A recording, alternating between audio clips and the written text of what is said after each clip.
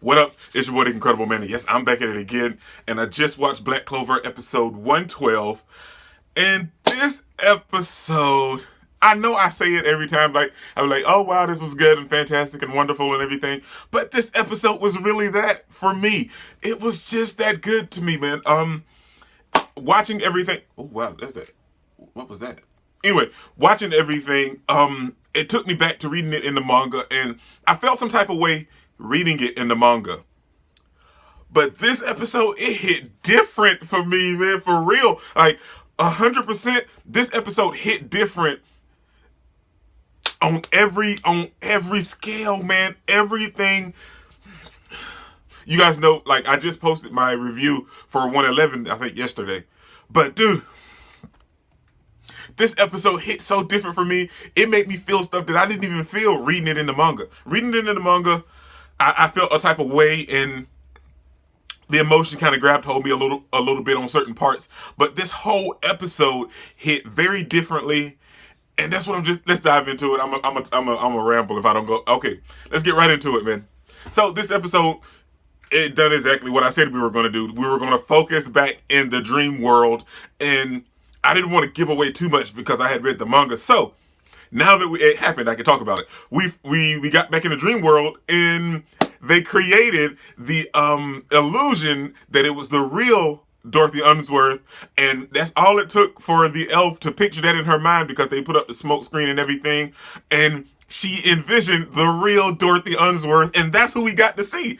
Granted, it was an illusion from her mind and what they had created, but we got to see her and the personality, because she imagined it in her mind. It was Dorothy's real personality, but she's not always awake because her magic is like dream world. So it kind of, I'm assuming that's why she's always asleep, and it kind of takes a hold of her. So dream world, and she's always asleep. That's the thing. But in this reality, she was wide awake. She was cheery and chipper, and she was doing the little stuff and like, oh, nature, call me. It was boss, man. It was so good. That's what I'm saying. Like reading it in the manga, it was like, oh, dude, this is epic. But having the color, and let's be real, everything that took place in the dream world was just beautiful. I even took a screenshot of the one picture with the tigers and the sharks and everything, like the full-fledged picture where it looks like a painting. Oh, dude, that is so epic. It was a nice shot. But that's what I'm saying. Like in the dream world, everything, is ramped up and everything, and like they can create whatever they wanted. And it was so nice for Luck and Susie to come up with this idea to unleash the real Dorothy Unsworth. And she was so chipper. I want to see that Dorothy, and instead of the one that's asleep, but I know it's her magic that makes her stay asleep the whole time. But it was so nice to see. And she was like, how old are you? I'm 27. And Charmy was like, no, that takes away how old is she? She's the cutest character. It was so great. It was so fun. It was so energetic. And then after they showed all of that happening, we kind of left the dream world, and their fight continued off camera. And then we dove back into Asta, Henry, Gordon, and Gray attacking Gauche's elf counterpart. And their whole battle is going on. And at this point, Asta's black form is running out, and Gauche's elf character starts to take over and starts to really get the best of the fight, and he's mollywopping the man. Then Gray turns the Black Bull base into like a mirror. Asta is finally inside, and they're taking and thinking about everything. And Henry has another flashback of when he met everyone. At that time, the little Black Bull flying base is getting exploded, and Henry he ejected everyone else into a smaller compartment, and he just decided to head straight for Gauche's elf counterpart and try to take him on.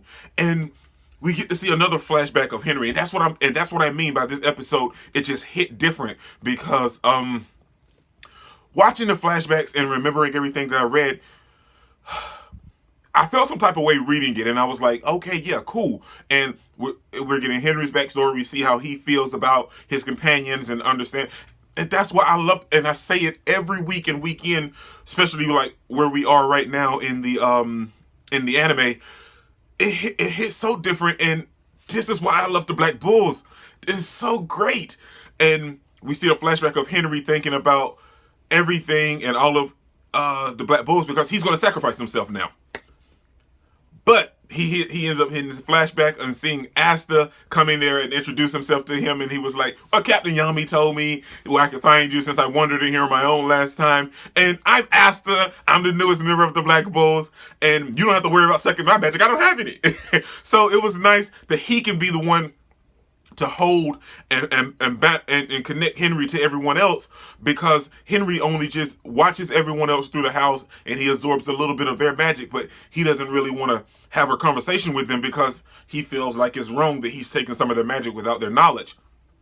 But Asta tells him, don't worry about that. And we see Asta and Henry having a nice conversation. And at that point, Henry starts to chip her up on his face in the flashback. So there's so much going on. And with the score playing in the background, the emotion just hit you differently, man. And it felt so good. And that's why I constantly say that I love the Black Bulls. And then at that moment, Asta was contemplating everything, was like, I already used my black form a couple times. If I use it again, it won't last too long. But he done it again to save Henry and to stop Ghosh's elven counterpart.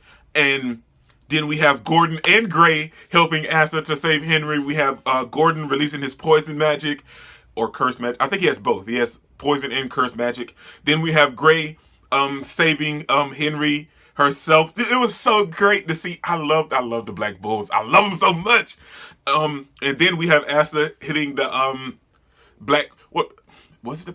I think it was the Black Hurricane, like in midair, to destroy all of the mirrors and everything. And we have at time before we jump back, we have Henry trying to absorb all of the magic, but they're elves, so they have like full force. They have a bunch of magic. They have so much magic, it's crazy.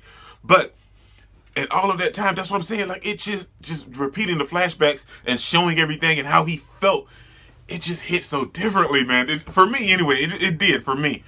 But then we get to see, we go back to the dream world and we see Dorothy Unsworth and everything. And at this time they had defeated the ghost character, elven part anyway. And we go back to the dream world and it's starting to collapse because it can't support both of them operating that space and using their powers and everything. So it collapsed and they are freed, and Dorothy was like, well, it was nice to see you, and you shouldn't hold a grudge against the humans, because look at these kids. They're not angry and resentful like the other humans are. Everybody's not the same, and that was so true. And then before that happened, I forgot that we have Ghosh's character talking to Asta, and it was such a sentimental moment that he was stating with Asta, and he was like, well, don't forget that you can't expect that people to forget certain moments and everything, and also that, and Asta was like, I won't forget you guys. And it was so nice to have that moment. And then we get to the end where it was so fun and cheery, where all of the Black Bulls are just having a moment because Ghosh was thinking about his past and how him and his sister were so mistreated because the people wanted his family's mansion and land and money and everything, that they treated them like garbage and tried to kill them and everything. So he has that flashback and he was like, well, that's why I don't trust people, and he doesn't really understand it, but everyone else kind of opens his eyes. He's like, well, we know that you only care about you and your sister, but that doesn't change the fact that we care about you and your sister. That's so great, man. It's so good. There was a bunch of comedy going on in this episode as well, but all the serious and emotional parts just hit so different for me. Then we also have like everyone having their little fun time, and he finally agrees to let in, and then they bum rush him and hug him and everything. And then we have everyone else coming out of the dream world. They're combined with the cotton and everything, and they're eating, and Charmy was like, here, eat Ghosh, and here, eat Mari. There was just so much fun going on at the end.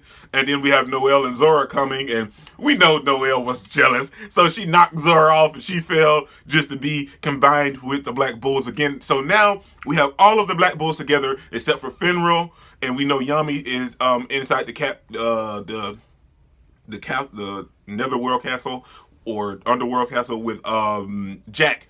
But we have all of the Black Bulls together, and we are headed to the capital now, man. It's so well, we already in the capital, but like we're heading to where all the action and everything else is taking place. So next week is gonna be bomb, man, dude. But like I said, this episode hit very differently, and it was so good. It was so good to me. I really enjoyed it, and I loved like I said, when I read it in the manga, it made me feel some way, but reliving it in the anime with the color, the score, and everything, it just hit me so much with so much more force and impact, and it hit so differently. But I enjoyed every single moment, and the colors in the dream world with everything taking place was just absolutely fantastic. It was just wonderful, and it was just so pretty to look at visually. So huge shout out to Black Clover for that. That's everything that happened, I think. So this is your boy, Incredible, man. Don't forget to smash the like button so you can't smash it anymore. Comment down below, and I'll be sure to respond to each and every one of them, and subscribe. But only if you really want to, man. And remember, anime matters, anime is greatness, and anime is life. Peace out, man.